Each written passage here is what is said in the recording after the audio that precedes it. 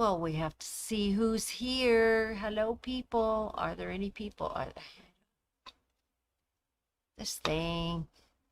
Hi, Billy. And Shelly's there. I'm trying to see my little mouse pointer. I keep losing it today. I think it's gone on holiday or something. So, where are we? Yes, it is Thursday. Let's see if I can. Oh, I thought it. There he is. All right, that goofy thing. Maybe we need a new mouse. There we are. 14 viewers. That's lovely. Hi, Sandy. Hi, Ann. Good to see everybody. Well, I don't get to see you. You get to see me, but I'm glad you're joining in today for our Thursday edition of Facebook Live. And I might kind of have to make it just a little bit. Hi, Carol. You got back from your errands. um, Yeah, we're gonna make it maybe just not a super long Facebook Live today because it looks like that weather out there is really closing in and I'm not looking forward to the drive home. Oh dear. Oh well. Um, so yeah, it's down to crunch time to get those gifts ready. I hope everybody's gotten most of their shopping or making already taken care of. And you've moved on to the baking because, hey, that's important too. We got to get those Christmas goodies all baked and ready for people and ready for sharing. So, what I wanted to run by you today was something that I have been working on. Um, I decided I would make a little wall hanging for my sister, the painter. And I wanted to use my favorite saying. I won't say in the whole world, but certainly one of my favorite sayings. It's been hanging on the wall in the long arm area for months now. And it goes, creativity is allowing yourself to make mistakes. Art is knowing which ones to keep. So I thought this would be great. This would be perfect for her. And I wanted to put it on a piece of our Essex linen. I had some pale blue Essex linen, some dark blue thread. You can see some of the other colors of the Essex here behind me. They're gorgeous, gorgeous fabrics. That silver one in the back has a light sparkle to it. And I thought, oh, this will be great. Okay, I had pale blue. All right. And then I go, all right, that's nice. I know what I want to say. I know what I want to put it on. How am I going to get the design onto the Essex linen? Because even with a light box, I have one at home, it's really hard to see through a fabric like Essex linen or the flannel that I'm doing some other stitching on. I knew I wanted to do some hand embroidery for it, so I needed something that I could manipulate.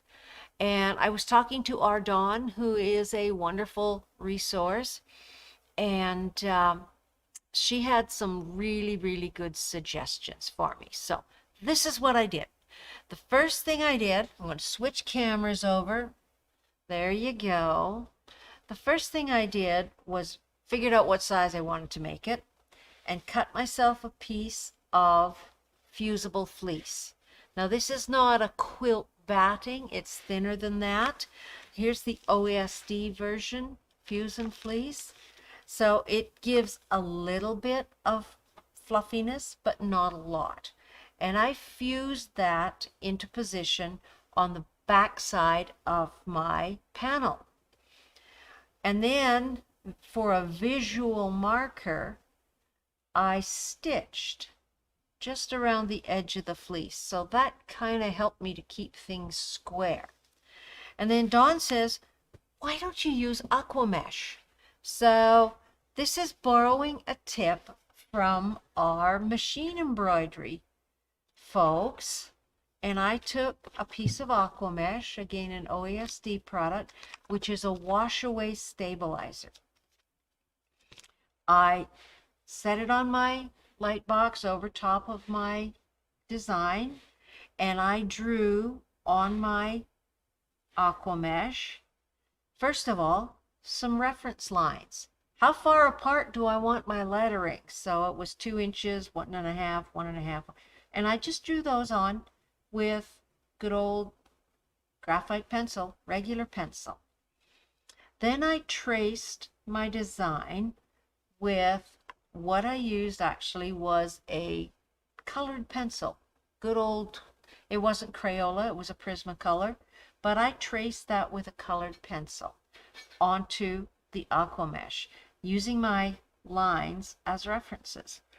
Now you could trace that with a wash away marker, and I've actually updated some of my lettering with a wash away marker. I wanted to use something to trace, to draw with, that gave me the opportunity to change my mind as I was stitching, to say, no, I don't want that going that way. I want it going this way. And here's a really, really good example. Initially, I had the lettering at a slant all the way along.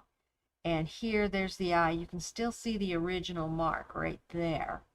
And I thought, no, I think it's better. It's going to look better, more contrast to this if I have them vertical. So I just redrew that with a wash away marker. You want to not use your design lines. You don't want to draw those with a ordinary graphite pencil, or even with a colored pencil that's a really different color to what you're going to be stitching in, because the thread will pull that color through and may transfer it to your project. So if you're going to use a pencil, use something in the color family that you are working in, or use a wash away marker. So once we got that down, then I laid that onto my Essex linen and I basted it. I've removed the basting stitches right now. I just put it in the machine and stitched in a couple of places across the pattern, and I stitched around it just to hold it stable. So now I have a piece of fabric that has fusible fleece on this side and has aquamesh basted to this side, and that is stable enough that I don't even need to use an embroidery hoop when I do my stitching. So then I spent a few evenings just with my DMC floss stitching over the lines. Now I have this completely stitched. Well, I might add some frou-frou, but at least it's lined up. I know where all the words are. I haven't dotted the I's because I wanted to add those afterwards, but it's on there. The pattern is transferred. So now I have to get rid of the aquamesh. First thing I did, and I've done the top half so you can see, is you can take your scissors, and these are great scissors because they're fairly sharp, they're fairly small, but they have a little bit of a blunt point. And I know OASD in the machine embroidery tools, they have all kinds of little scissors and snips that are going to cut through your stabilizer and not run the risk of cutting your fabric. So you want to trim away as much of the aquamesh as you can. You don't have to be neat about it. You just trim it away. You can sit and cut in like this, because otherwise it's going to take a wee bit of rinsing to remove it. So I've done the top half already, trimmed away as much of the aquamesh as I wanted to, and now I did some experimenting earlier on. I've got a little spray bottle of water, just plain water, and I have a scrap here of quilt batting. What else? Because hey, we use quilt batting for all kinds of things around here.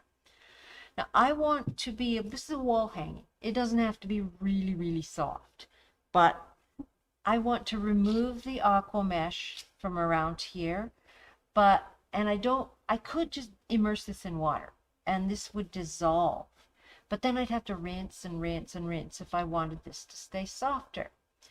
being a wall hanging, softness is one of those, well, a little bit here, a little bit there, it's okay.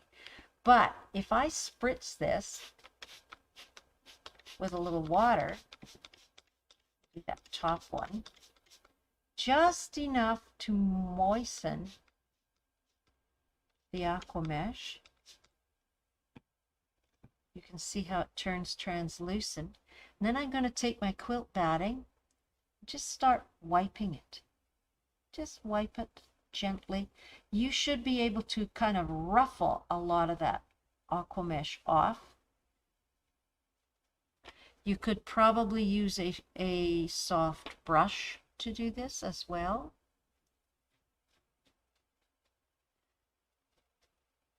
You kind of want to remove it without it soaking in to your fabric too badly. Might have to give it another little spray.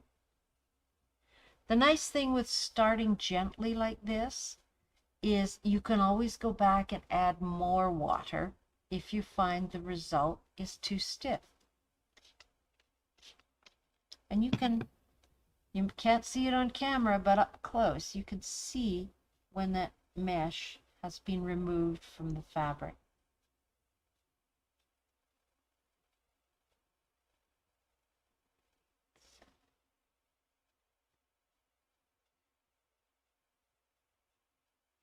The nice thing with the DMC floss, it's color fast. So that looks pretty good. What I'm going to do is let that dry and then just give it a check and see if it needs a second treatment. Instead of dunking the whole thing, which is a possibility as well, but I didn't want to use too much. I didn't want too much of the aqua mesh soaking into the fabric. You can even see down here where the moisture is working its way down to the second row. I'm able to just kind of roll some of those pieces off like that. So I thought that was the greatest tip for transferring an embroidery design onto a piece of fabric that you just weren't able to see through. And I've already set myself a bit of a project for over Christmas. I'm taking a few days off to catch up on some of those projects. This is what I would do. I don't like the feel of stabilizer on the inside of a garment. You know, you buy the shirt with the embroidery on it, and it just, you know, it hurts. It's rough. So I am going to use this technique to put some embroidery on a t-shirt.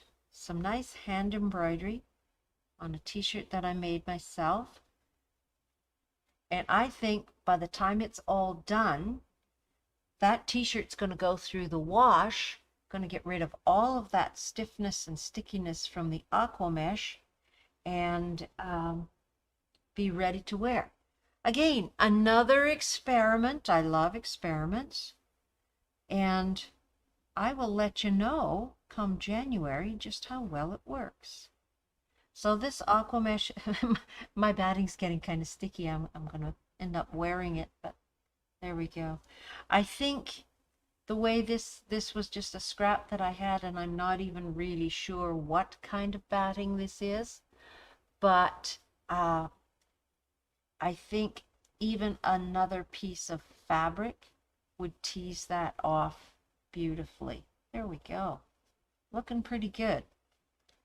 Again, work slowly, work carefully, and because you can always go back and put a little bit more on. There we go. What you want to be able to do is just ruffle it enough to get the aqua mesh off without disturbing your stitches. So, an interesting technique. Something that I think is going to have a lot of different applications. I know you folks that do machine embroidery, you're going, oh yeah, well, there's nothing new about that. And there isn't really, but it's always kind of fun when you have a process or a technique that's used in one area and you can transfer that to a different application and get double duty out of your materials and just kind of play around with something new. Mix and match some of your projects. Just because you do machine embroidery doesn't mean you can't, in addition, throw in some hand embroidery or vice versa. So I think it's a great way of transferring a design onto fabric. I'm going to finish this off because, yeah, we're getting down to the wire, aren't we? And we are going to carry on with our Facebook. Next week, I might have my Cleopatra's fan panel ready to show you, or it might have been delivered already. We'll just see how fast I work on that one. And tomorrow, Sandy's going to be in for another of her Fun Fridays. I think Sandy Lock Holmes might make an appearance tomorrow. I'm not sure about that. He's an elusive fella. But I know everybody enjoys Sandy's Facebook spots. And we enjoy her jokes. So I'm going to have to give her a few new ones too. That's about it for today. Short and sweet so we can get home while the traffic and the roads aren't too bad. And keep this in mind for your in between Christmas and New Year's relaxation, because then January will be on us and we'll be starting a whole bunch of new projects. That's it for today, folks. Nice talking to everybody. I see lots of our regulars up there and hopefully lots of people who haven't written a comment but still join us every time. We really, really do appreciate you being so loyal and so willing to spend a little bit of your day with us. So take care, stay safe, and stay warm these days, everyone.